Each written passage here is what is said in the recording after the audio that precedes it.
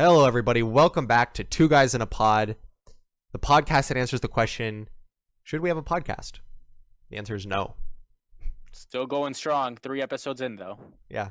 So, Fourth now. This is our fourth. That's right. Oh, yeah, that is right. There was no episode last week because this just isn't something that we find fun or a good use of our time. So we just decided not to do it. Also, no one said, like, hey, where's the episode of this week? Feels bad, man. So I guess it doesn't really matter if we just do this at irregular time schedules. So yeah, there's that. If a tree falls in the forest and there's no one there to hear it, can you call it a podcast? Yes. It's called Two Guys in a Pod. It has a name. It has a name. All right. Well, we got a show for you this week. That's for sure. School shooting again. So wow, it's almost like we called it like, hey, this is probably going to happen really, really soon again. Yeah. And guess what? It happened. You're like really close to your mic. Yeah, sorry. Okay, back up a little bit. I'm back. Fucking idiot. All right. That top Trump official Rob Porter beats his ex-wives. Yeah. Multiple people. That's kind of messed up. Yeah, I mean, it only continues a list of sexual assault history with Trump, not just with him personally, because I mean, there's no sexual assault in his history, but him pretty much not being vocal about it from the get-go, not really acknowledging the Time's Up movement or anything along with that. So. And I mean, he kind of, for a long time there, defended Rob Porter before, I think, recently this week, he finally did say something out about domestic violence and how he did not support it, obviously. But, I mean, it took him fucking long enough. And, I mean, honestly, this is like a symptom of like a larger thing that's like actually depressed me a lot in like recent weeks. That like, I like really try to like understand other people's like views. I have tried so hard to understand why somebody would vote for Donald Trump, and I just can't. And it really, I'm not joking, it like actually upsets me that like I'll listen to a video with like a Trump supporter talking or something, and I just can't understand how anybody could possibly think what they think in regards to who he hires, what his policies are, what he says, what he believes. Like, it actually just really depresses me. I don't know. And this like is just another one of those things that's like, oh, well, you know, God forgives everybody is like one of the excuses I heard people give for him, or like just really dumb stuff. And it like really depresses me. I don't know. I mean, I just think it's crazy that it took him a week just to respond, saying that he's totally opposed to domestic violence a week after Rob Porter resigned. Like, it takes you that long to make a comment about it. Yeah. Like it's not a black or white issue in terms of domestic violence. It's basically like everyone is against it. It's just not that like hard of a, like there's no political case for him to be wavering on it. Yeah. I just don't understand it. I mean, like when you build like a base that's like full of like men's rights activists and all that just cancerous stuff of like people who either like hate women and think like women deserve to be beat, or like just don't think that the problem's big, or have never had to experience it if they are a woman, so they can't relate. Like, he like worries that if he says something actually not terrible for once, that it's gonna backfire on him. It just really like depresses me, dude. I don't know. Like, I think what's pretty evident too, and I think we're failing to consider this too, is a good majority of women voted for Trump during the election. Obviously not the majority. Most women voted for Hillary, but like I don't know the exact numbers. The last time I saw them was right around the election time, like 2 years ago. But it was a surprising amount of women that ended up voting for Trump at the end. I don't remember the exact numbers either. I think he got a majority of white women. Yes, I think so.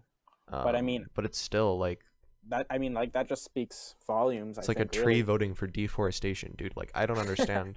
Like, I really, like, I'm not joking when I say this. Like, I really try hard to understand like other people's like views, and I can honestly say I have never heard somebody convincingly defend Donald Trump in an intelligent way. I can honestly say that, and it makes me just really sad because I don't think people are evil. Like, I try to ascribe like my best intentions to people. I do. So like, and I don't think I'm smarter than people either.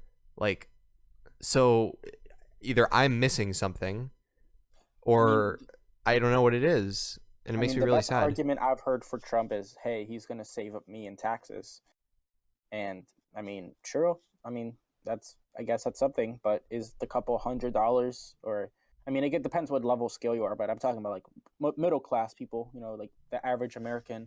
You're like, oh, Trump's going to save us the taxes and he's going to bring back some jobs to the economy. Like, okay, maybe he might save you a couple $100, but if you look at the actual jobs he's bringing back to the countries and the jobs he promised that he was going to bring back to the country, those aren't coming back. Like, Yeah, no. he's going to bring back jobs from Mexico. That's completely false. People are always like, oh, they're building new plants in the United States and things like that. I'm like, I mean, that's not to be like a dick or anything, but kind of been happening for a while.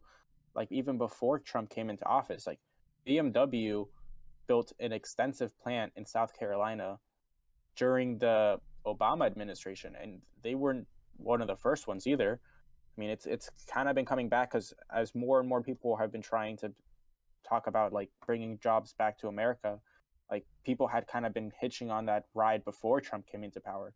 I mean, Yeah. he's just been overstating it. Really, is what I'm trying to Like, say. and not to like, the problem is, even if quote unquote like jobs are coming back, that's not true. Plants are coming back. The automate or not the manufacturing jobs that we lost to China will never come back. They were lost to automation in the You're time that right. they went over there. So we're not getting those back. And And this is empirically based. Like, those jobs will never come back. Um true. yeah, I don't know. It's just really he I I don't understand a lot of things about Trump, but like, this is like kind of goes into like the when you want to make America great again, when do you want to bring us back to? Because either it's not happening or it's impossible to happen. Like, and this is the prime example. Like, bring the jobs back. It sounds so good to people who, I mean, to me, don't know what they're talking about. And then these jobs, like, it's just no respectable economist um, says that it's possible to bring these jobs back. It just isn't. They've been lost to automation. Like, they're just gone.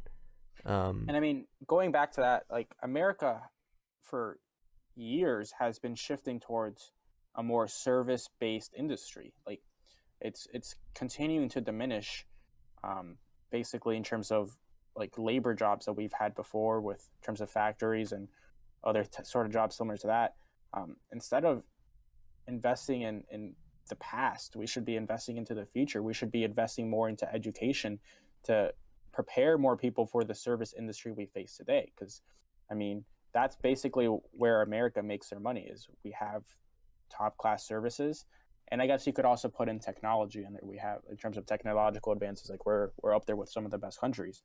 But like I think investing into a lot of industries in terms of like factory and things like that, like you said, we're only losing more and more jobs to automation. It's not gonna, that trend isn't gonna decrease. Like economically wise, like it's smart for companies to invest into automation over investing into new workers for plants. And I mean, it all comes down to the bottom line. So instead of trying to bring those jobs back, we should be training our people to prepare themselves for the industry in the future. Yeah, I mean, I don't know. That seems like it's just so obvious though. Like, I don't understand how we have a president who's just it And actually depresses me. Like, and the sometimes like whole I'm like encouraged by it because it's like, oh, we got to go out, like this is the resistance or whatever.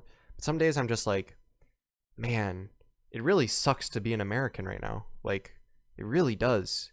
It doesn't make me proud of my country. It doesn't make me proud of where I'm from.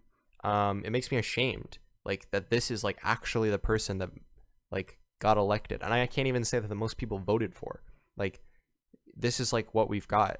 This is the best we can do, and it like actually depresses me. I don't know. I mean, what depresses me on top of that is that like we say, like the majority voted for him, but you got to think about what is the voting rate in America of any democracy, of any modern democracy.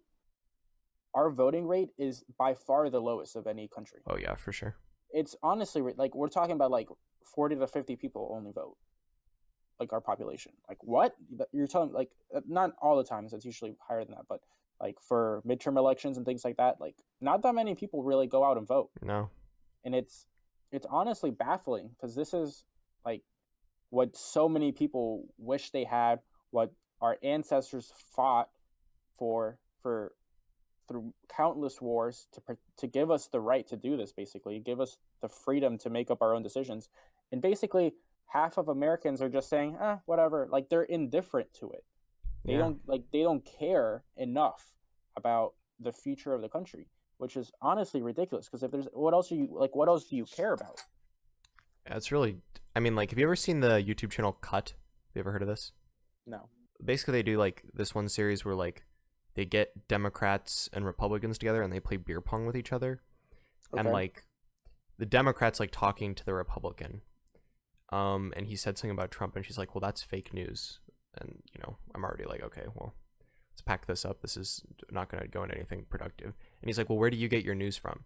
And like, I'm expecting Fox News. I don't know why I would expect something like the Wall Street Journal, but like the answer is just so dumb that I can't even comprehend. Like, she's like, oh, I don't remember their names. What? Like, how can you possibly how can you have no shame? You sit here with a very strong opinion about things. Like, you obviously like sit at home, you have a strong opinion, and you can't name, not even you can't name like one bad news source. You can't remember. How can you have no shame? Like, I just can't understand it. I think that's kind of like the root of the problem here, Dom, what we've been talking about, kind of the common trend that we kind of said was going to be playing out with our podcast, which is basically ignorance, right? Yeah. And it's kind of crazy how it's true. It's not just like a couple people. It's a lot of people in this country kind of have these super firm beliefs and will speak passionately about it and will basically debate you to the end about this certain topic. But when it comes down to it, they're not informed about it at all. And it's not, and really what it comes down to is a lack of them really caring enough. You know, like they don't want to put in the extra effort to find out and research more about the topic, to find out that more intricate details. People in this country have become lazy, honestly. Yeah. It's a ridiculous, such a sad trend, because what America was built on was hard work, perseverance, basically. You know, like at the beginning, like we weren't the smartest country, we weren't the best at like any sort of industry really, but what we did do well was we worked hard. We didn't give up when we had certain projects. You know, like the freaking Continental Railroad. Are you freaking kidding me? How many people died just trying to build that thing? But think about it. It was a symbol of America industrializing and America going into the new age. And that was basically built off of hard work from immigrants and from Americans. And now America doesn't have those same values at all. It's ridiculous. And really people are now just like ignorant to most things in the world that's going on. I mean, the American bubble is so real. I mean, yeah. When I go to like visit my family like internationally, they know more about our politics than most people that I sit with in my like history class or something like that. Like people that are living in Colombia, living in Spain, living in England, these people know more about America and our government and what's going on than most people in America. And it's honestly ridiculous. And I think the news outlets here is a huge part to blame, because if you think about it, when the news outlets here almost never report anything international. It's only like it has to be something very serious or super, super huge for it to be even mentioned in the news outlets here.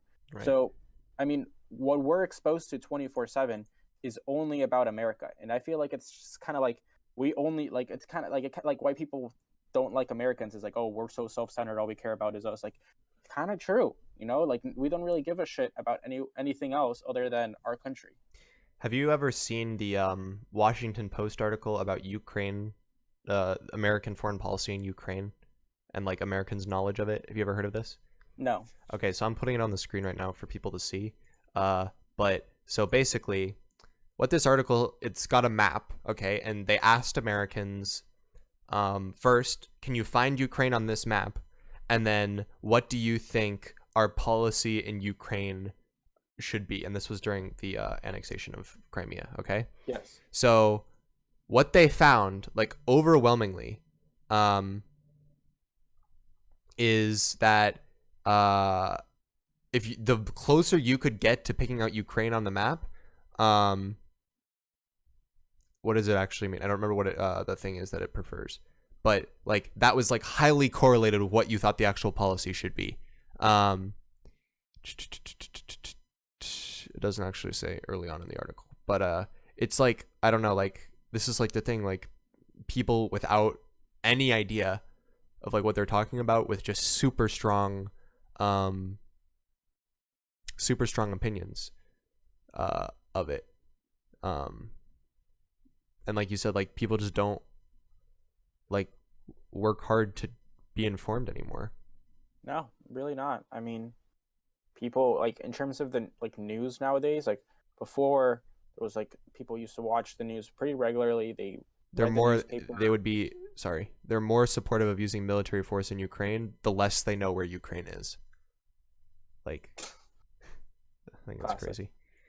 But anyways, but yeah, I mean, it's crazy. I think it's just like a lot with like just how the media has changed with our time. I mean, before people woke up, read the newspaper, they used to like on TV, like the main thing that people would watch was the news, and our entertainment has changed completely since then. I mean, in terms of like generations that read the newspaper, it's only the older generations. The younger generations aren't reading newspapers anymore. The younger generations are not watching the news on TV. They're usually streaming or watching shows that they enjoy on TV and things like that. And I think it's just becoming like an information vacuum, really. Like there's like people just don't have any information about really what's going on with a lot of things, and that's what's causing the ignorance, and it's really sad because like we could have some really good debates and some really good talks about things that need to be talked about, and people just don't know and don't care enough, you know. yeah. Like yesterday, like for example, like yesterday, as soon as I heard about the school shooting, I immediately called my representative in Congress, the first district, Steve Shabbat. He's the congressman for the first district of Ohio, and made a call letting him know that even though I knew that he receives money from the NRA, actually I think I looked it up, and of all people currently in Congress and the House of Representatives, he's the third highest in terms of money received from the NRA. So, I mean, I knew that I was kind of wasting a call there, but I prefaced it by saying, hey, I know Steve Shabbat receives a lot of money from the NRA, things like that, but I think he needs to know that his constituents believe that he needs to make some action in terms of gun control legislation, because I mean it's getting out of control. I mean, to the point that I don't feel as safe as I used to. I honestly agree. I like thinking back to 4 or 5 years ago. I don't feel as safe as I thought I did. Yeah, I was saying about this. I was like, how do I know when I go to class, like somebody's not gonna bring a gun and just like kill everyone? Like, what would stop them? Nothing. Literally nothing. The only thing that's stopping people today, right now, from basically buying a gun and doing a shooting is basically if they have any sort of moral compass. But as we know that there are a lot of people that don't, and for those people to go out and find the gun and cause a shooting isn't very that difficult. There's not that many steps that really you need to go through. Yeah, and I will say, like, I'm not like, I don't wake up and I'm like, oh, should I go to class? I don't know. Like it's not like that, but like I think about it, like it would be really easy if somebody wanted to do it, and if it started happening, I know for a fact that my chances of survival would be extremely low. Yeah. And there's nothing that we can do to defend ourselves really, for the most part. Yeah. I mean, And I mean, it doesn't seem like there's anything that there's going to be doing, because I mean, Congress seems like there's going to not do anything. There's no action from them, and it's honestly depressing. It really is, because I mean, you hear like today and yesterday, people that from the city that this shooting occurred, people, or like the families, going on TV and saying like there needs to be something done. People directly calling President Trump, telling him that they want to see something done, and that there needs to be some gun control legislation to be executed. And just knowing that basically it's hopeless, because it's happened before and the same result happened, and this is, Dom, this is what pisses me off the most about times like this. People that say today is not the time to talk about it. Today's not the time to talk about it. Yeah, you're right. Today isn't the time to talk about it. It was years ago. It was weeks ago. It was days ago. It isn't today. You're right. Today isn't the time to talk about it. That time passed. Yeah. So long ago. That's so true. That time passed in the 80s, through the 90s, through the 2000s. I mean, are you freaking kidding me? Today's not the time. Today we should give it to mourning to the victims. Don't you think the victims' parents want to do anything in their power to prevent this from happening again? Yeah. Like we talked about this on the episode. We talked about gun control. Like, saying something like that to me is the most disrespectful thing you could ever say. It's like, oh, you just want to politicize the event. It's like, you want to use the event to make sure that we can't talk about it. Like, and what's super ironic is that all these people are the quote unquote free speech activists, right?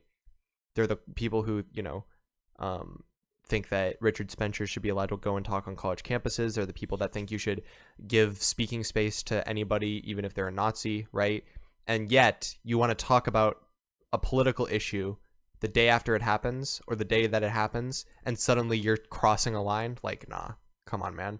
Like, it's just so everything about it. It's hypocritical to say like you're politicizing it. Like, you're politicizing it by telling. Yeah, exactly. like it's such a hypocritical comment to make. Yeah, and then like, I don't know. I could get into like the extreme I don't even. It's just so disappointing, man. That like, here's the question for me. Okay, I'm sitting here with all of this, and I'm sure there could be somebody listening who thinks I'm totally wrong. And please link me to a study that says gun control legislation doesn't work. Please, I dare you.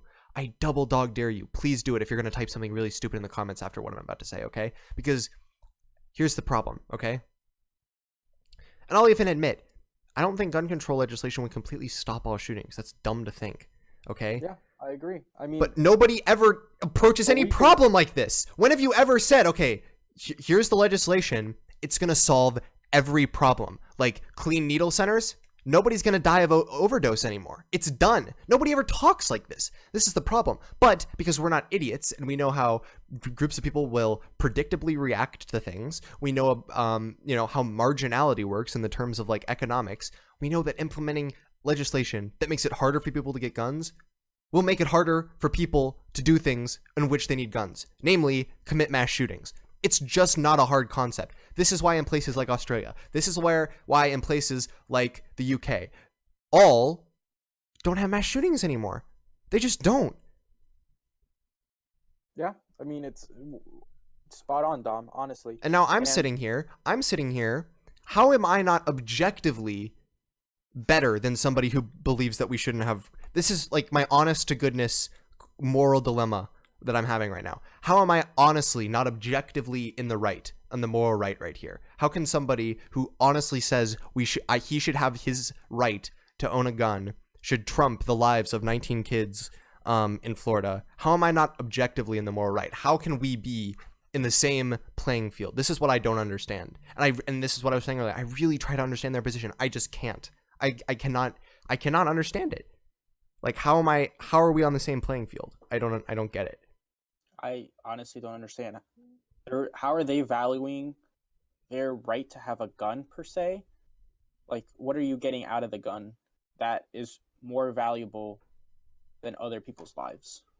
I mean, down to the point, like, the most valuable thing in this world is a life, and we're basically saying these people's lives. We're putting you know what, congressmen, senators, all of that, they're putting a price tag on lives. Mm-hmm. Literally, I think it was like Marco Rubio gets like $3.3 million. Has gotten $3.3 million from the NRA.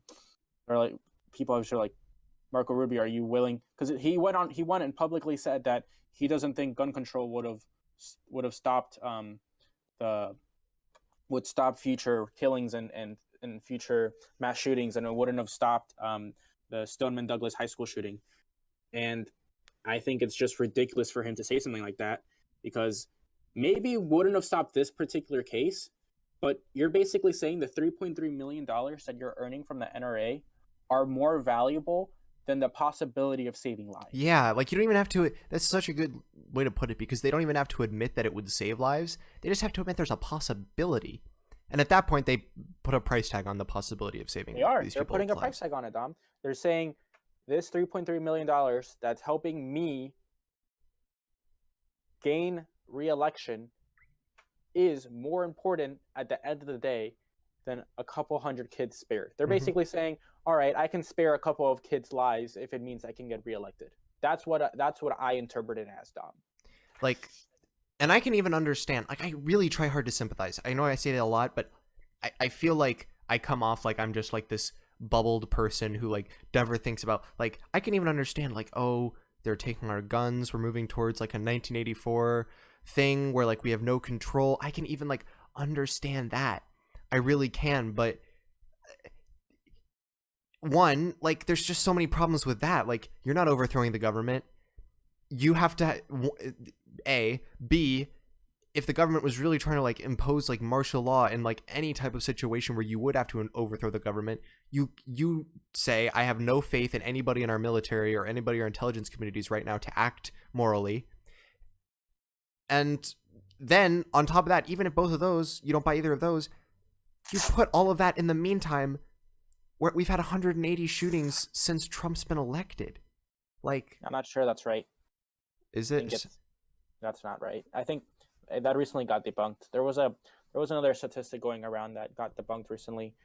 But basically, the numbers doesn't matter. It doesn't matter what the number is. The number doesn't matter because there have been too many already. Yeah. You can debate the number. I think the popular one going around was there's been 18 since the beginning of the year, since like 2018, which got debunked recently because like 2 or 3 of those, one, no one died, and 2, the shooter like got captured before he killed anyone, things like that. So some of those statistics have been stopped, but that doesn't take away the point that there have been too many as it is. Yeah. And I mean, honestly, it's inaction is basically murder, is what I think is going on. Like these congressmen and all that, their hands have blood on them, I believe. Yeah, I agree.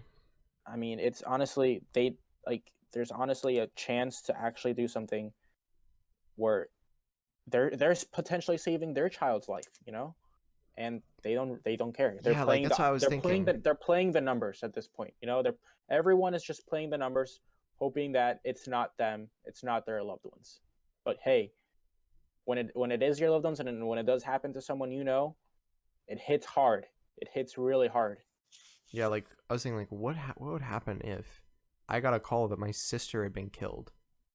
Like, or how would I feel if I'm the next one to go because of this? Like, I couldn't even imagine that like something that seems so easily controllable could be stopped. It baffles me. It really, I don't know. I guess I think we should speak a little bit about a different angle of this, of the school shooter, how there was a lot of like red flags. Oh yeah, the FBI admitted they fumbled a tip in January. And then even I think it was, I forget who it was, but someone had reported him to the FBI and alerted them of him. I forget who it was. It was like some guy, one of his neighbors, I think, that had seen him carrying around guns and like shooting in his backyard or something like that. But I think we need to speak a little bit about that and how did this guy make it through the cracks?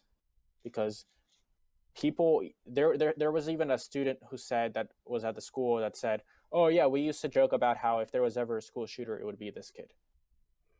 How, if everyone knew this kid had problems, how on his public Instagram pages, his Facebook pages, he repeatedly talked about guns, and how he specifically made a comment on a YouTube video, "I'm going to be a professional school shooter." That gets reported, and still this was able to happen.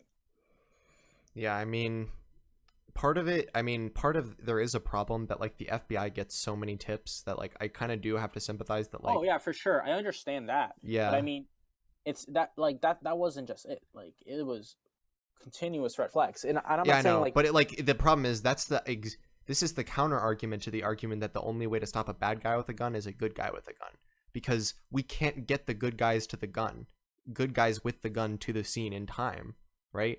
There were kids scared to death waiting in closets hoping the cops would show up and arrest this guy, right? And I also think it's, well, maybe the teachers should have guns. Like, can you imagine that for a second? Like, think about this. Like, oh, Mrs. Smith, I've heard somebody else like give this scenario, like, oh, Mrs. Smith had to leave our class for a few minutes because Johnny, he's down in the gym, he's doing a shooting. She had to grab her Glock from under the desk and go neutralize like Johnny in the gym. Like, can you like what? Maybe that would work. I don't know. Maybe you could like get Miss Smith like the correct training, this like 60-year-old woman or something. And I know all the people listening to this, well, maybe the capable teachers will be good. Fine. Let's say like the football coach who's like teaching history, like he is able to grab his gun. What kind of country do we live in at this point where the teachers have to carry guns around to make sure the kids aren't killing everybody? Like, are you kidding me? It's just ridiculous, dude. We're not even considering the possible risks of having a gun in every school. Yeah. Are you? Oh, we're gonna put a gun when there's exactly hundreds to thousands of kids in the same location that have the put it in a safe. Okay, that increases the time it would not be effective for, so already undermining that case there. And what if they gain access to the safe code? It's probably happening. And how are we going to accurately vet teachers? Yeah, we trust them.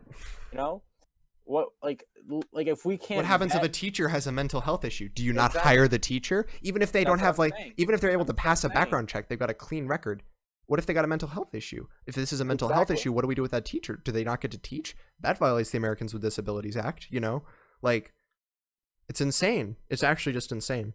Yeah, I mean, that argument, I think, has been debunked many times, so I'm not going to give it any more time on here, but I definitely think it's, like, there has to be something done with gun control, and at the same time, with being able to identify these people earlier on and taking it seriously. Instead of a report coming in and like the cops just being like, okay, like this guy we might want to keep tabs on this guy just in case. Like, instead of just doing that, there has to be some sort of action where he gets confronted. And I know that this is going to lead to many problems because, I mean, there's probably going to be many people that are going to get confronted and things like that don't deserve it. But I mean, isn't that worth it if we're possibly saving lives and we're possibly stopping these things from happening? Like, I can spare a couple people getting wrongly confronted, and if that's the case and they get confronted and they weren't going to do anything, then all right, then they can say that and they can continue on their day. But yeah, if it doesn't end someone's life to check it out, you know. But if we're possibly able to catch a couple more people who are potentially going to do school shootings or do any other type of shooting, I think it's worth it. We need to have a more rigid system of being able to detect these people and go after them. It's not something that we should just take lightly.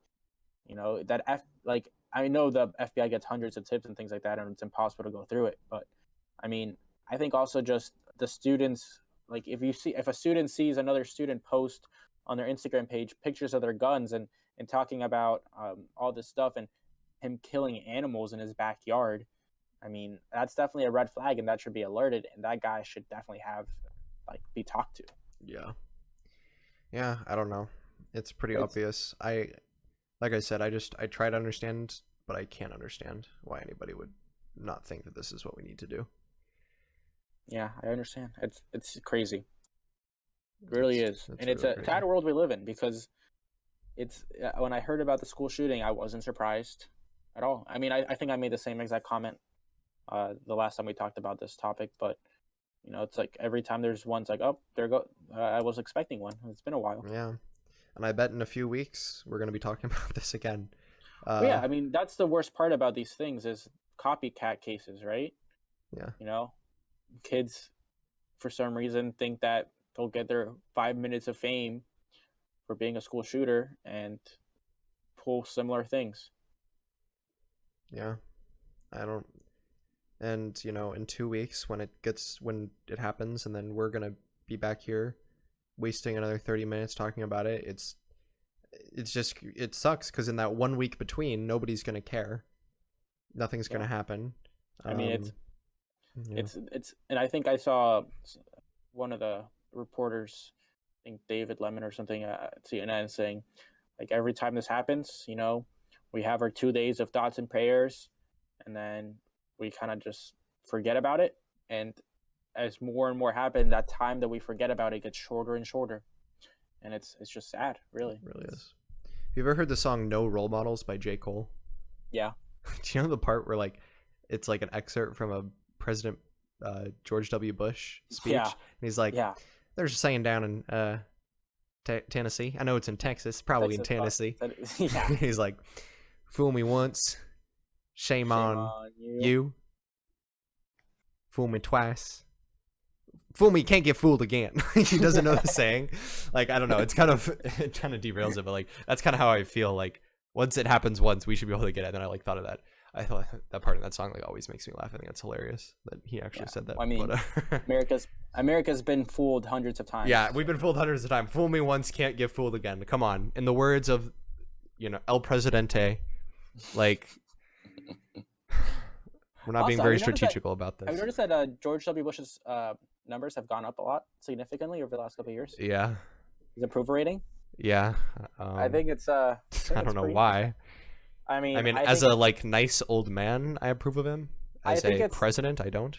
I think we're finally starting to realize that we thought George W. Bush was the worst it could get, and oh God, we were wrong. Oh, we were wrong. Very wrong.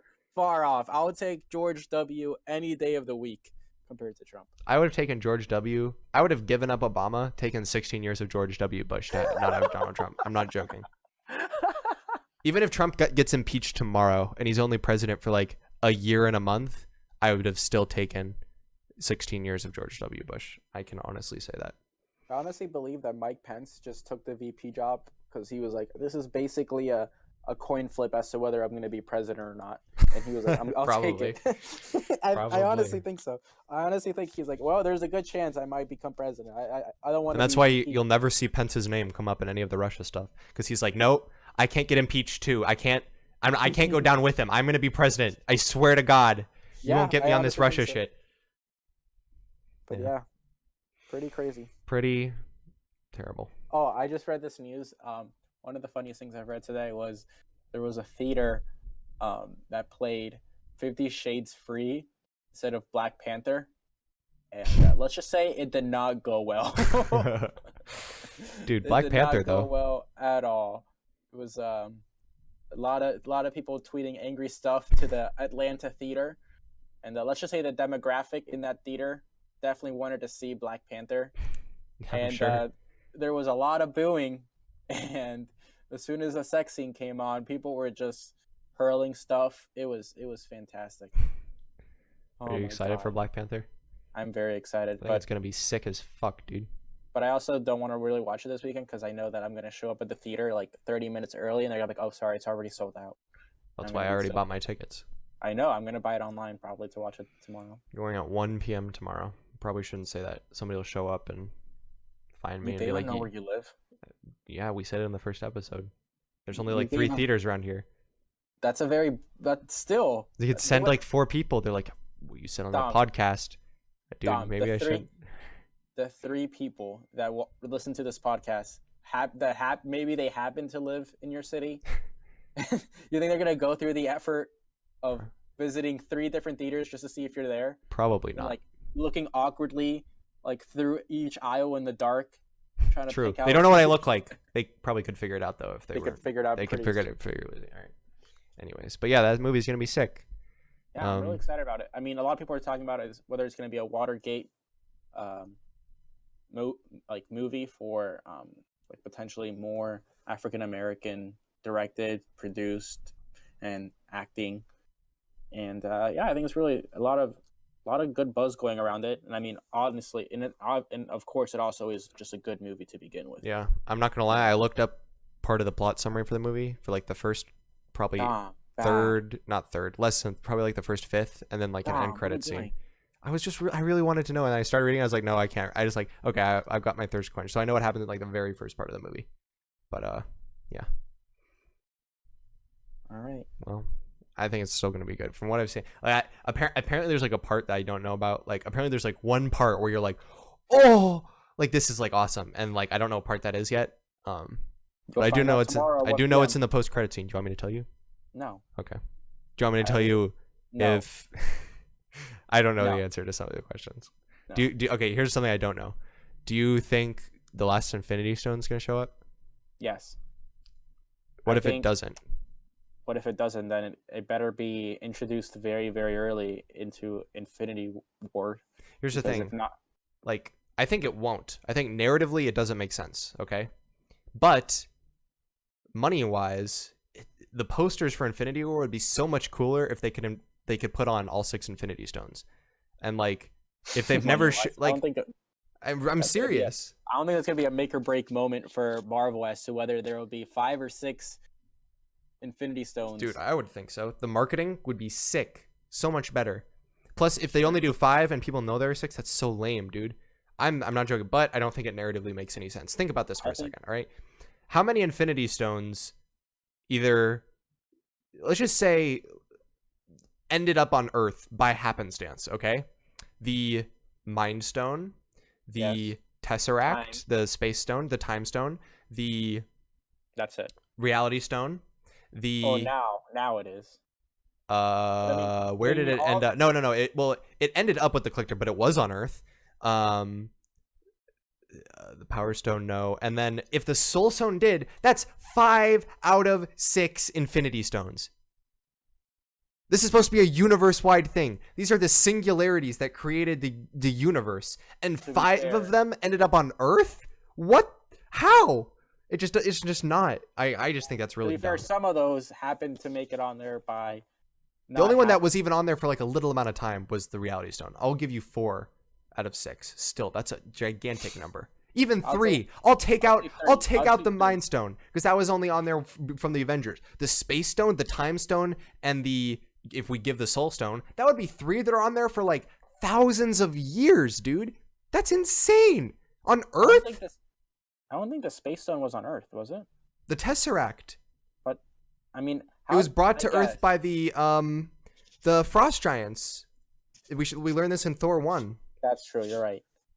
And then the Nazis found it, and then Captain America happened. Yeah, I saw that. Yeah, I guess so. I mean, I agree with you. It's one planet out of how large is our universe happened to get 3, 4, 5 of them. That's pretty insane. Here's what I think. Narratively, it makes so much sense if they just save it for the last movie. Or, you want to hear my super good theory? This would be so sick.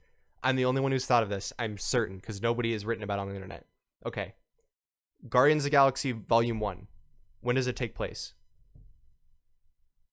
I don't know, like, what do you mean, like, time-wise, or what? Time-wise. Like, before Avengers? No. No, not before Avengers, like, before the Infinity War. Like, what do you mean? Yeah. But Guardians of the Galaxy Volume 1 takes place in 2014, okay? Okay. And it came out in 2014. This is important because Guardians of the Galaxy Volume 2 takes place 3 months after Guardians of the Galaxy Volume 1, all right?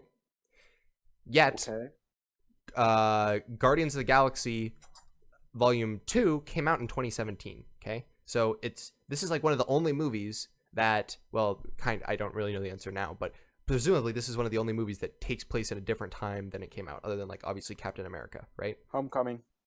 Well, that's the other thing. I was like, I don't actually know if it's saying that, or like, because if it is, then the Avengers didn't actually happen when it came. So I guess not. But like deliberately, like this is one of the only movies that came out like at least sequentially in the timeline, not when it happened, right?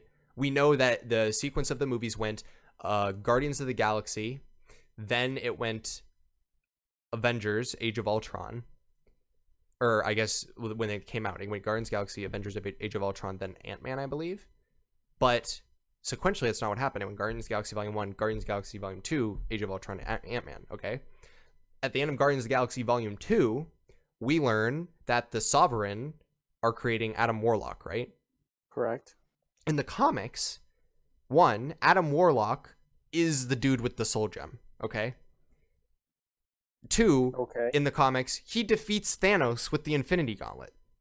Seems to me like, because this, presumably, if Guardians of Galaxy Volume 3 follows suit and comes out right after Guardians of the Galaxy Volume 2 in 2014 or early 2015, it seems to me like Adam Warlock should already be out there somewhere, around for the events of Infinity War. What's stopping him from showing up and bringing the soul gem? You know?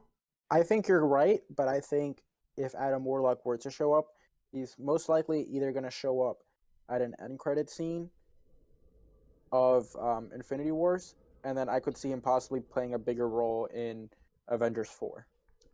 I could see that too. Which I think is why they're kind of holding back as to what they're naming Avengers 4, because I have a good feeling that the title of Avengers 4 is going to be a big spoiler. That's true. That's what they've said. It is a spoiler. Yeah, and that they're waiting until Infinity Wars to reveal the name.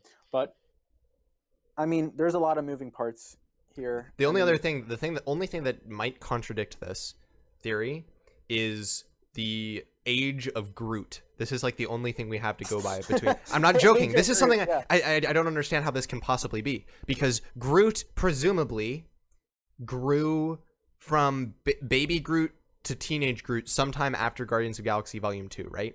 Yes. I mean, to be fair, the end credit scene could be months after. You're totally right. Which could imply that Guardians of the Galaxy Volume 3 just comes out after Infinity Wars, which totally could happen. That just might be what happens. But, like, it depends how fast Groot grows, right? If Groot grows, right, if what we're supposed to gather from this is that like only 3 years pass, even if that post-credit scene of Guardians of the Galaxy Volume 2 is just catching us up with where we currently are in the MCU, then that's what? That would be 3 years. That would, because the movie came out in 2017, maybe. So he's teenage Groot at this point. Groot grows from child to teenager, probably the span of about 15 years in about 3 years. So he must age about 5 times as fast. I know this is probably like way more than anybody there has actually thought of this, but why isn't he adult Groot by the time we get to Infinity War? This has to be something they've thought of, because they put him in teenage Groot form. So it seems to me like the timing just doesn't add up. I don't know. I mean, that goes with a lot of things, because I mean, you can say the same thing about Spider-Man: Homecoming. Oh God, don't get me started, dude. I'm just saying, like, I think okay, first of all, it's supposed to be immediately after Civil War, correct? Yes. All right. Well, part of it is, at least. Maybe more. Most of the movie is immediately after Civil War, though. And then it's a couple, like, the whole movie, maybe a couple months past, a month. The part where he's, like, waiting for Happy to tell him what to do we don't know how long that is, you know?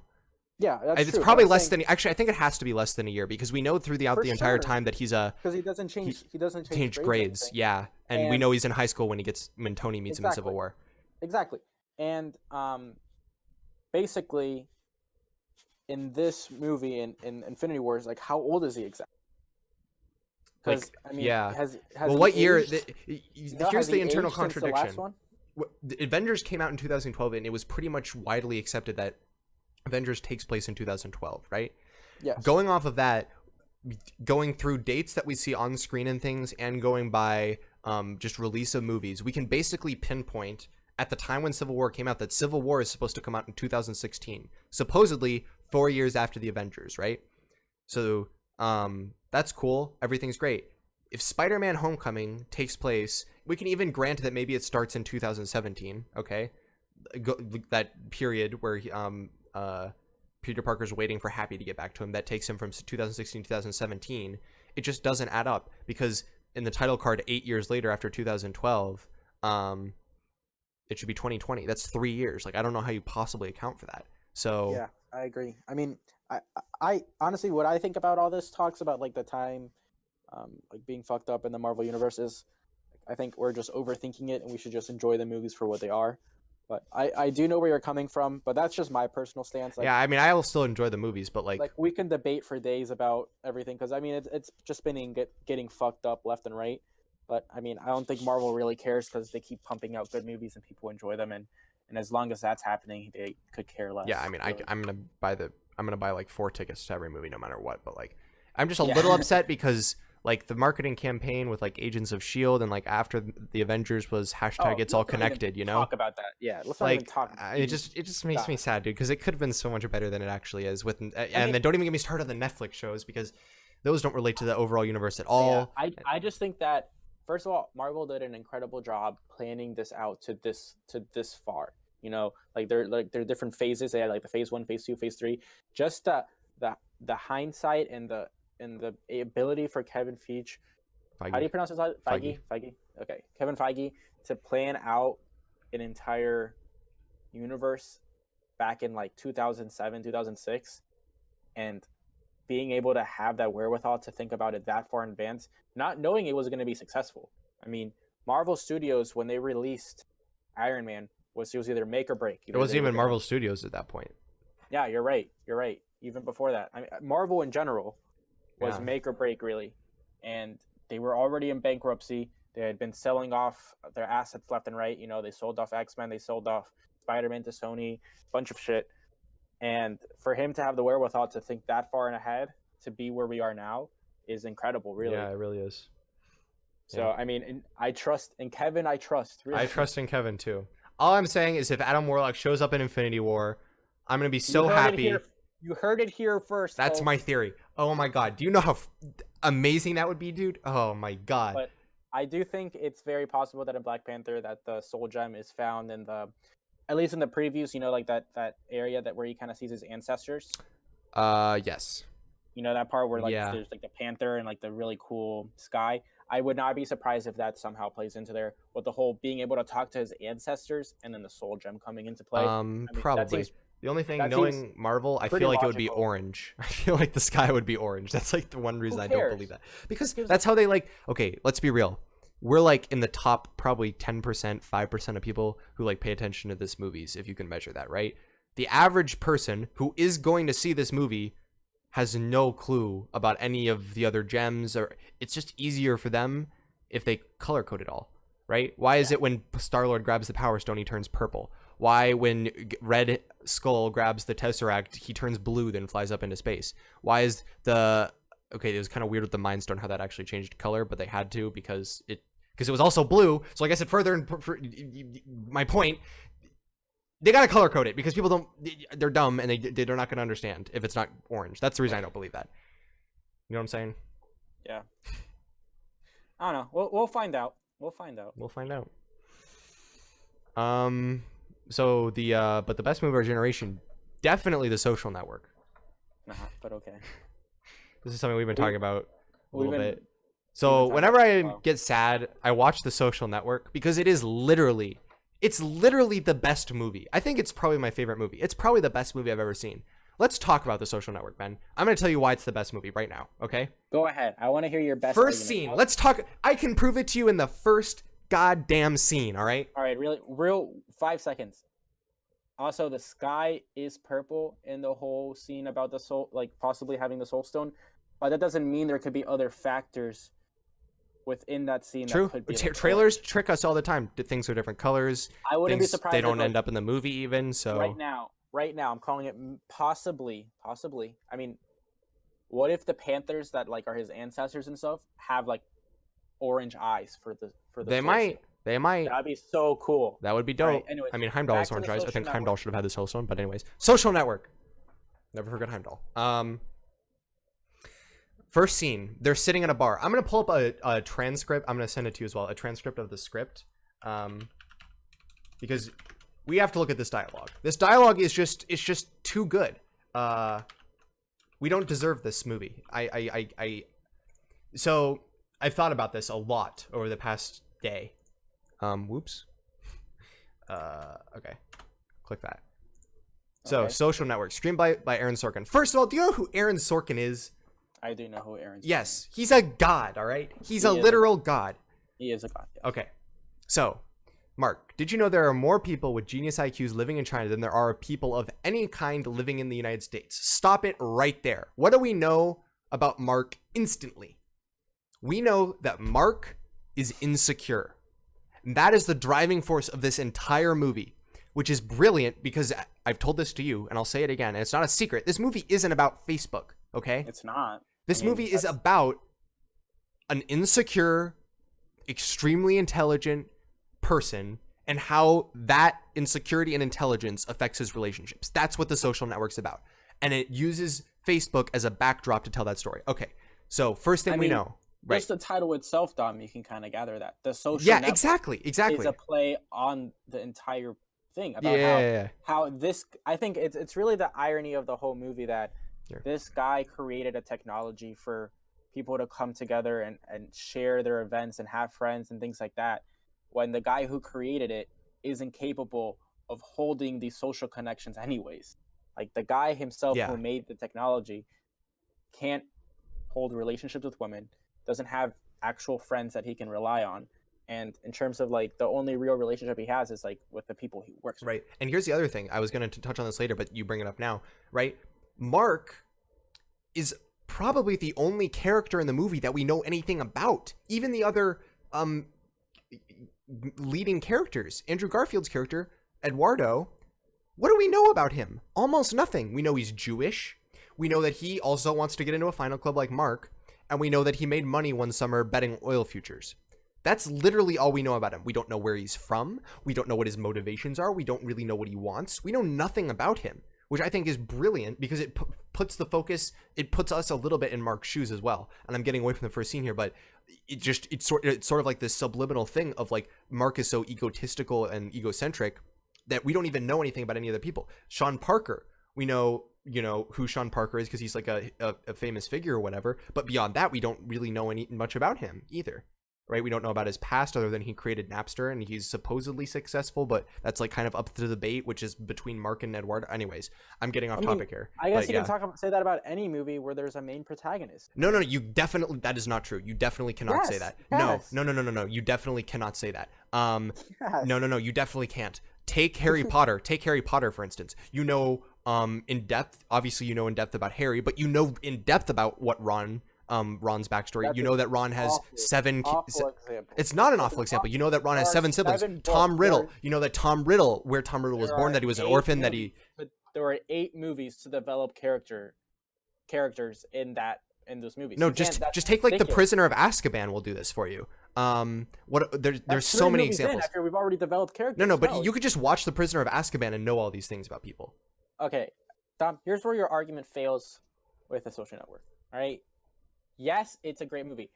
It has been rated among top 100, top 50 movies of the 21st century, without a doubt. And there's not really much argument there. It's a great movie, very well made, directed well. I mean, the screenplay is really the driving force of it, and the dialogue and everything. I mean, I think Aaron Sorkin did. I think he won the Oscar for adapted screenplay for sure. Probably. No, he did. Yeah, I know. But I don't think it's the movie of our generation per se. Here's why you're wrong. Let's go through the first scene. Here's why you're wrong. Okay.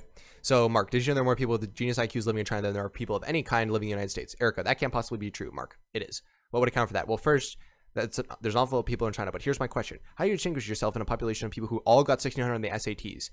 I didn't know they took the SATs in China," said Erica.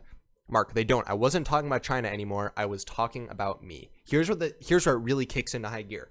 Now we get into about 6 pages of dialogue where they are not talking about the same thing for any part of the time. Erica, you got a 1,600? Yes. I could sing in an a cappella group, but I can't sing. Does that mean you actually got nothing wrong? See, they're not talking to each other. I can row crew or invent a $25 PC, or you can get into a final club, or I can get into a final club. They come back together for like 1 second. Erica, from a woman's perspective, sometimes not singing an a cappella group is a good thing. Mark, this is serious, right? They're not talking about the same thing. On the other hand, I do like guys who row crew. Well, I can't do that. Beat, right? It says beat right here. What does this mean? Mark's sort of caught off guard. He's right. Further reinforces he's insecure. Erica, I was kidding. Yes, it means I got nothing wrong on the test. He reverts back to what they were talking about before. Once again, they're off track. They're not talking about the same thing. He's reverting back to like strengthening himself, right? And what this entire conversation serves to do, right? Like I said, for one, okay, it reinforces that Mark is really insecure about himself. Two, it reinforces that Mark is incredibly difficult to work with, right? I could go through this, but basically throughout this entire conversation, they're not talking about the same thing until we reach about critical mass, right? We reach critical mass when Mark says,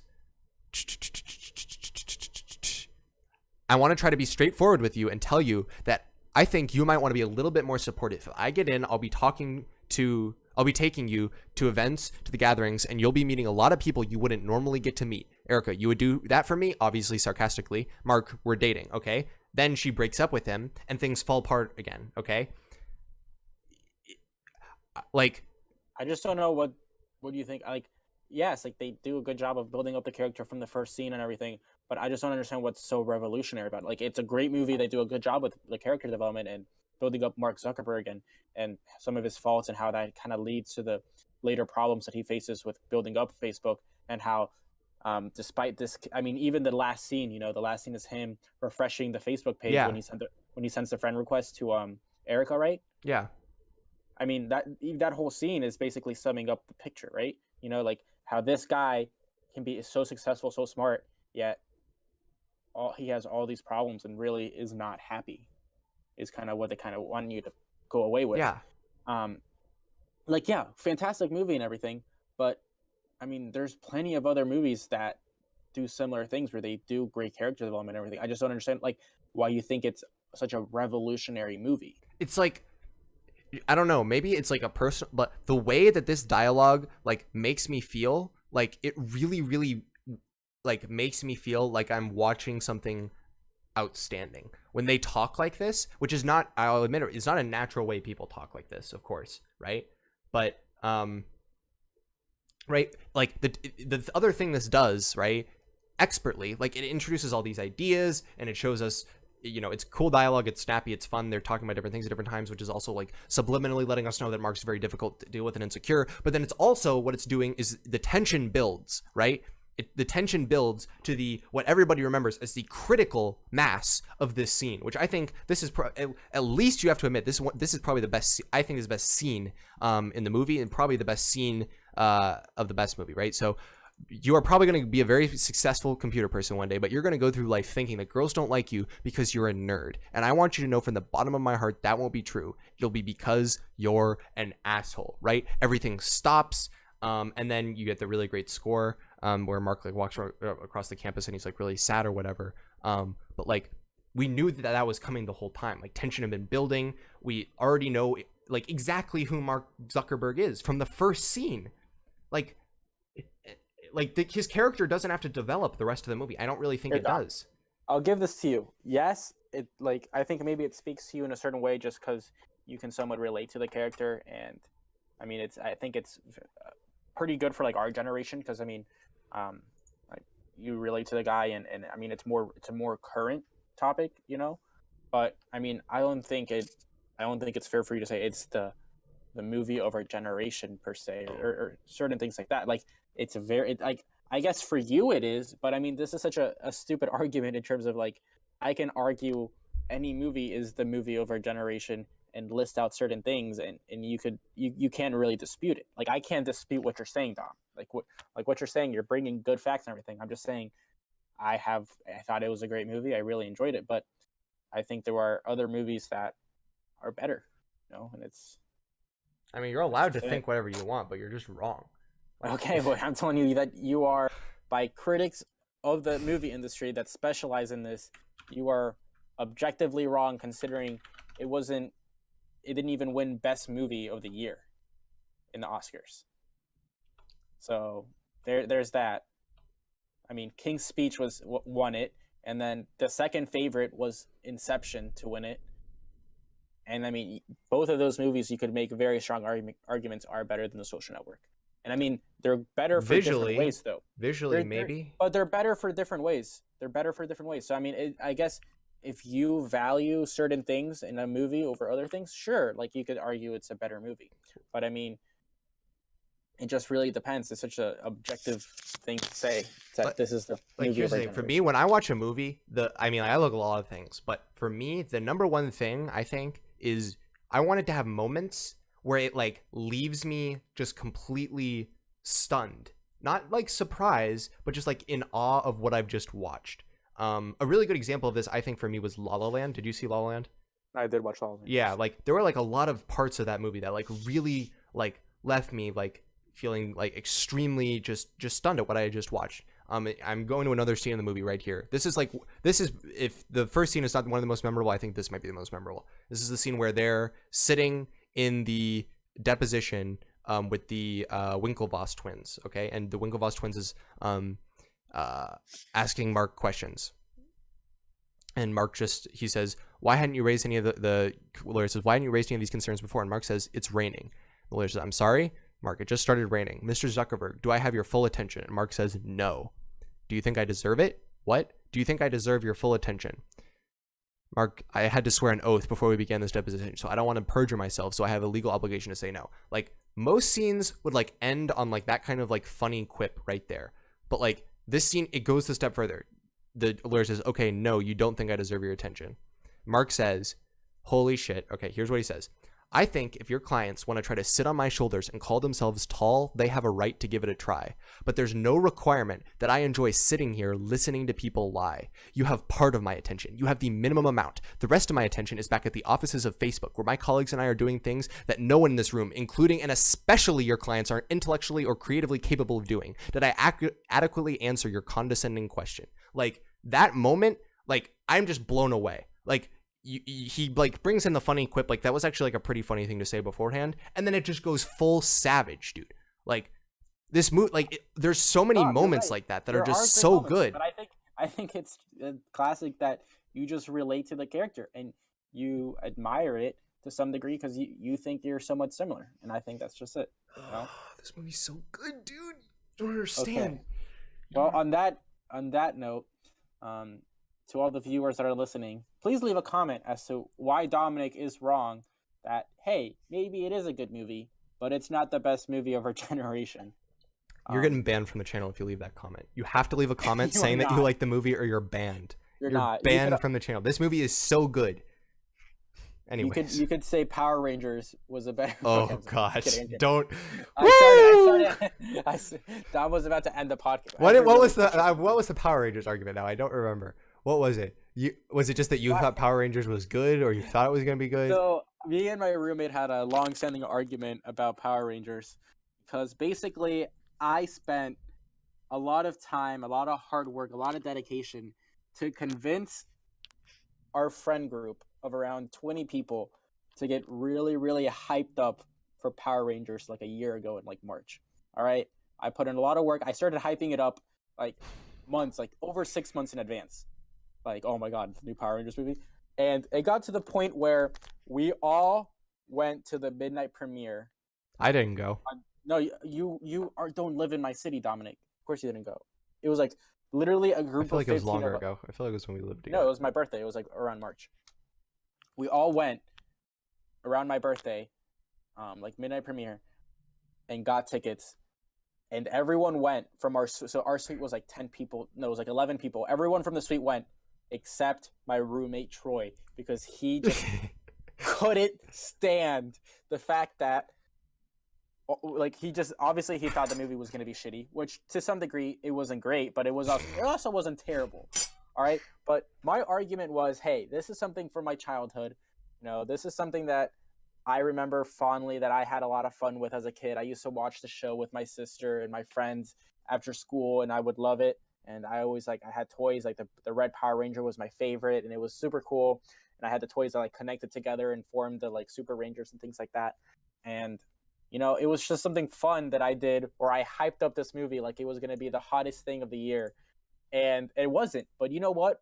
We all 15 of us went to that movie and we had fun because we were the ones in the theater freaking out about stupid shit that we shouldn't be freaking out. But you know what? I had fun and I enjoyed the movie. And I think that shows that your argument is wrong. How I could make Power Rangers seem like a top 10 film of the year. No, you couldn't. When it's not even close, though. Because you know what? I I say agree. that Like, who you watch a movie with can have like an impact. I'm talking pure cinematography, pure dialogue. This movie, great. I mean, Godfather 1, I mean, nails it in every category. So, I mean, just go that. Citizen Kane. Oh my God. Have you seen Citizen Kane? No, I haven't. Never.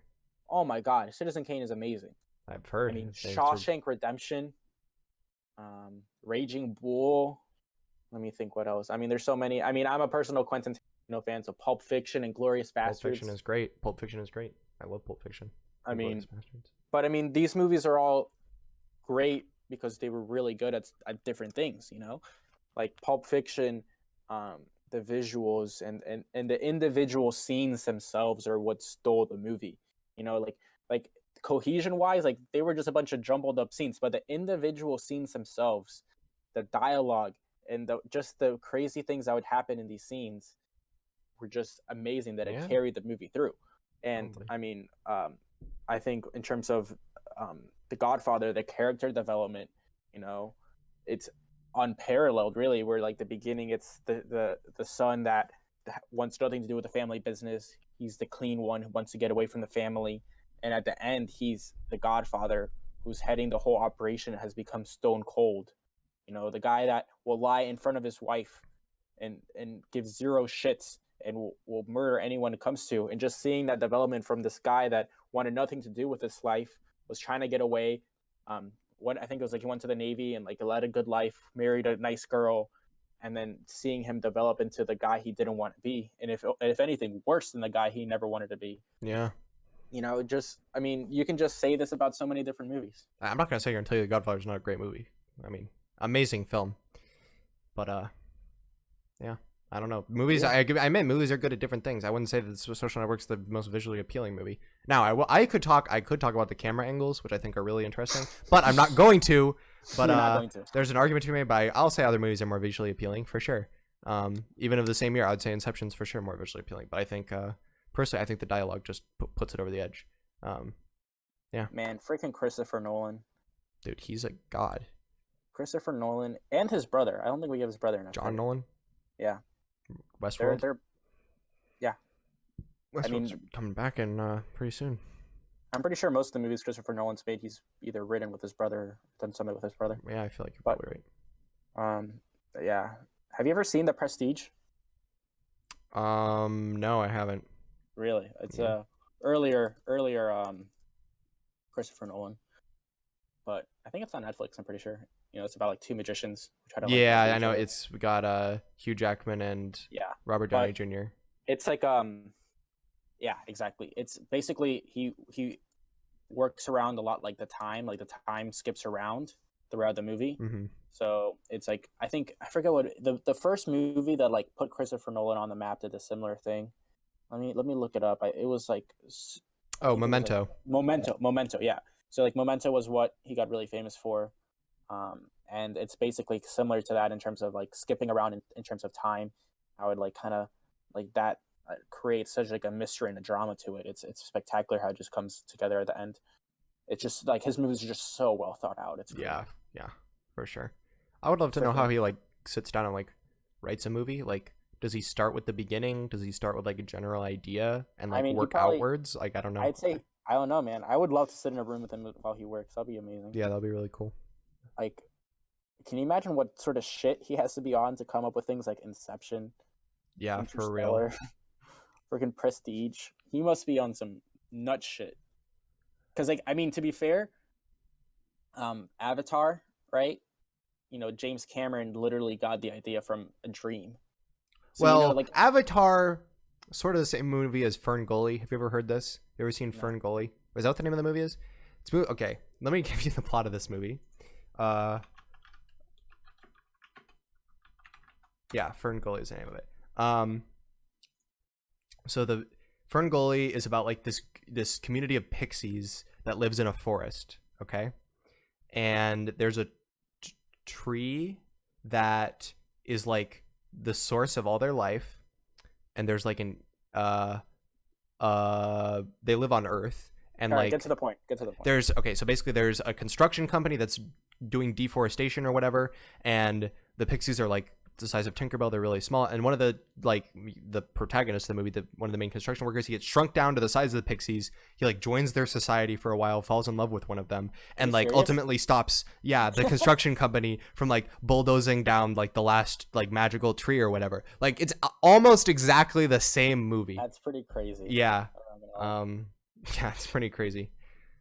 But anyways, I'm just saying, like Avatar, like it's such a crazy idea, like for the most part, but like supposedly he got it from like a dream, and then he like woke up and like started writing it. that's pretty cool. But, yeah, but Christopher Nolan, what's your excuse?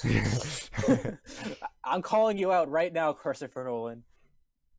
Give me what you have. Please. I want some of it. That's funny. Anyways, I think that should conclude swimmingly the 4th episode of Two Guys in a Pod. Yeah. Let us know what you guys thought.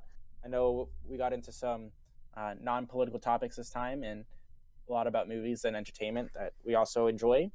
So let us know what you think about that. Any other sort of topics you would like to hear. Also, your opinions on gun control legislation and some of the other things we talked about. And of course, please make sure to leave comments about why Dom is wrong about the social network. Don't do it, because you're just going to be wrong. You're preemptively wrong leaving that comment. Anyways, all right. Thanks for watching, guys. Yeah, see ya.